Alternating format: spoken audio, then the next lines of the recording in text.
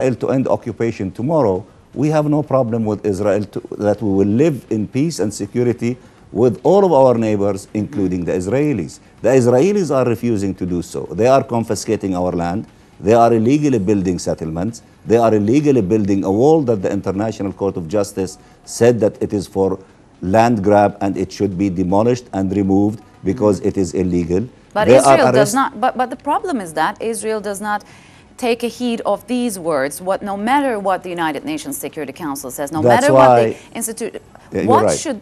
Therefore, I think the eyes should be set on the United States and the President Barack Obama. What are you expecting of him? Because he's been so far supportive, in a way cautious to the Netanyahu government, but so far the buildings are still being built in a way. So yes, we are saying that we expect from President Barack Obama and the international community not only to say the right things and Israel to continue doing the wrong things and there are no consequences. If there are no consequences, what would make Israel change its behavior? It will not change its behavior.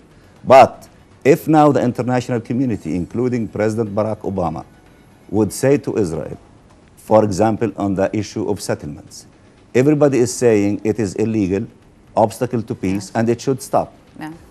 Everybody is saying that. But saying it without consequences is not making Israel stopping. But if you say that if you do not stop this illegal behavior, there will be a host of consequences, and to treat Israel like other countries are treated in the Security Council. If we have a new culture like that, then Israel will change its behavior very quickly. And we hope, and we are working with all of our friends in Europe, in all countries, in the international community, including the United States, to change the situation to this situation where Israel has to be forced to respect international law, Security Council resolutions, and its obligation, and to stop all these illegal things. And by the way, we are doing things on our own. Yes, let me get to it. I mean, if you declare your independence in September, okay, it will be most probably recognized by at least 192 countries around the world because the international community so far backs you. But how will an independent Palestinian state will stand on its own 2 feet with Gaza still under blockade and Palestinian territories still under occupation? How will this state will live on? Well, you see that our struggle is a collective of everything that we do. Our people in Gaza, with their steadfastness and not to be broken, is part of the struggle of the Palestinian people.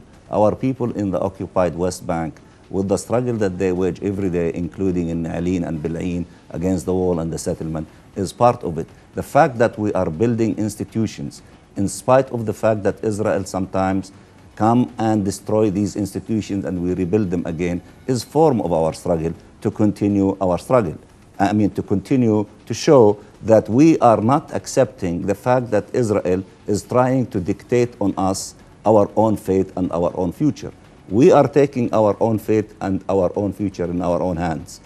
Now everybody is saying to us, you've did a remarkable job in building institution of a state. You are ready to govern yourself. We are more ready than countries like Kosovo or South Sudan, when South Sudan comes for an application to membership in the United Nations, in the Security Council this summer.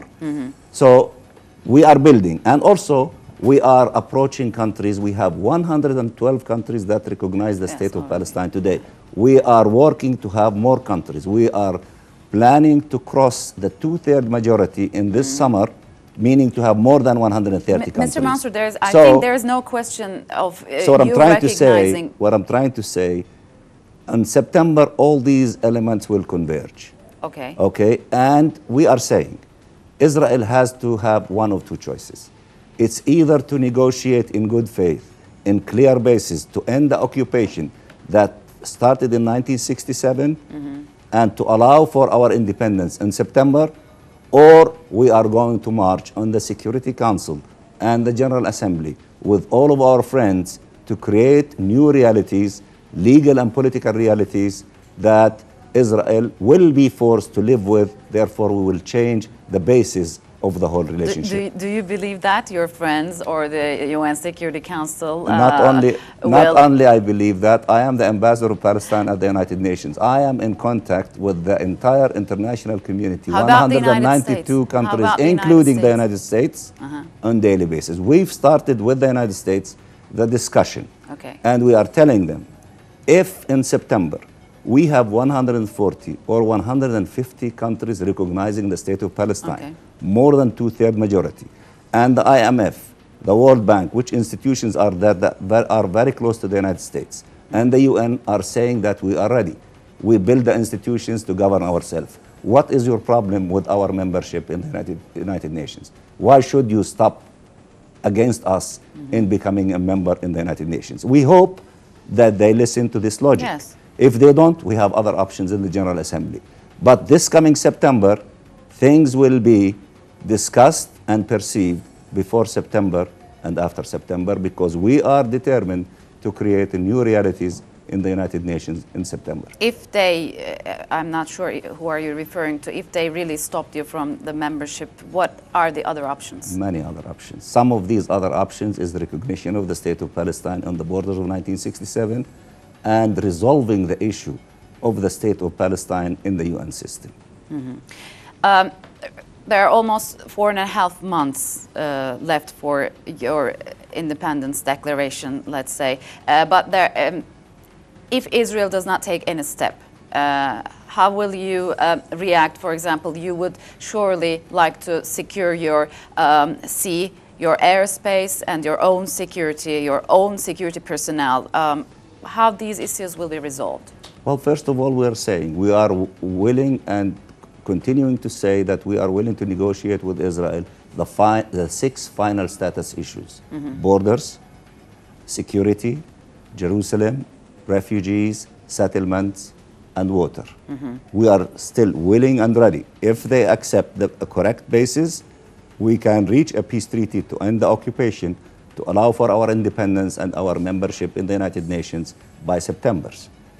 If they are not willing to do that, and we change the reality, meaning that we are not dealing with them as a PLO anymore, we will be dealing with them as the state of Palestine and its government, as a state, that its land is under occupation, and we would be willing to negotiate with them, but this time as a state, and the whole world will deal with us as a state.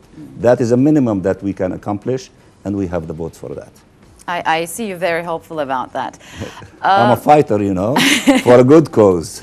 Yes, and we have many friends. In fact, we had meetings here, including with the foreign minister of Turkey, with all of our friends, and they are helping us immensely with this strategy as we move to September. Okay, there are some good.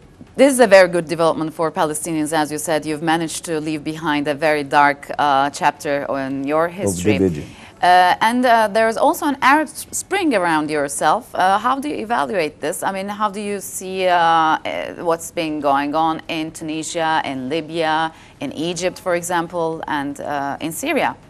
How do you see it? I must say that the Arab countries and the Arab people were always helpful to the Palestinian people. Now, with these changes in the Arab countries, for democracy, for openness, for fairer distribution of wealth, for all the positive things, for liberty, that all these events are seeking in the countries that you refer to and in the Arab nations in general.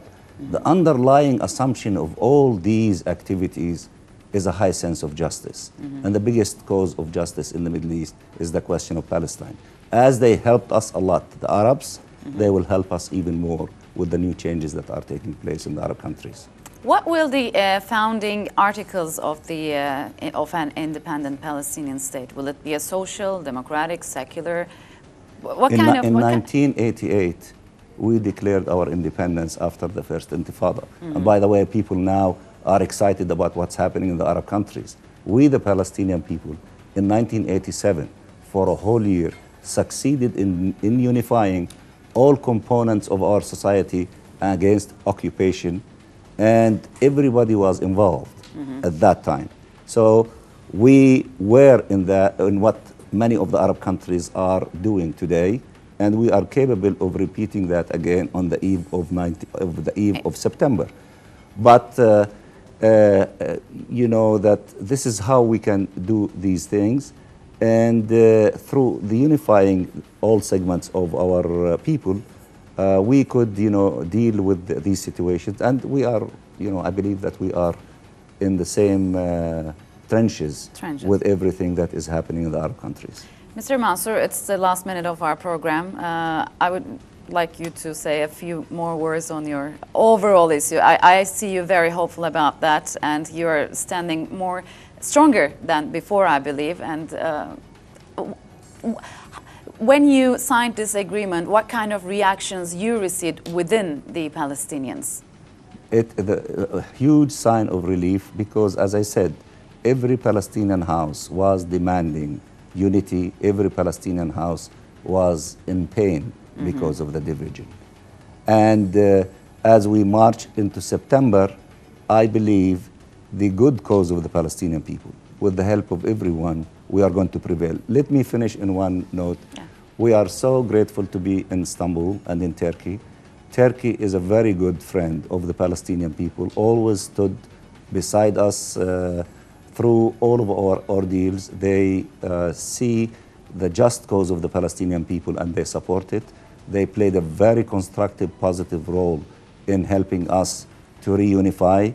They did not help to deepen our division. In the contrary, they did everything else, everything they could do in order to help us to be united, and we are grateful for the help of the Turkish people and their government. Okay. Thank you very much for joining us and sharing your views. Thank you. You're welcome. Filistin'in Birleşmiş Milletler Daimi Temsilcisi Riyad Mansour'la konuştuk. Geçtiğimiz hafta Ulusal Uzlaşı Anlaşması imzalandı ve onun ardından şimdi görülüyor ki en azından gerek Filistinli yetkililerden gerekse elçiden Eylül ayında Filistin bağımsız bir devlet olacak. Bunun için de bütün çalışmalarını yaptıkları anlaşılıyor. Programın sonuna geldik. Sorularınız, yorumlarınız, görüşleriniz ve eleştirileriniz için e-mail adresimiz yorum@dünyamizDetay.com, yorum@dünyamizDetay.com. Türkiye saatiyle 18'de yeniden karşınızda olacağız. Şimdilik hoşça kalın.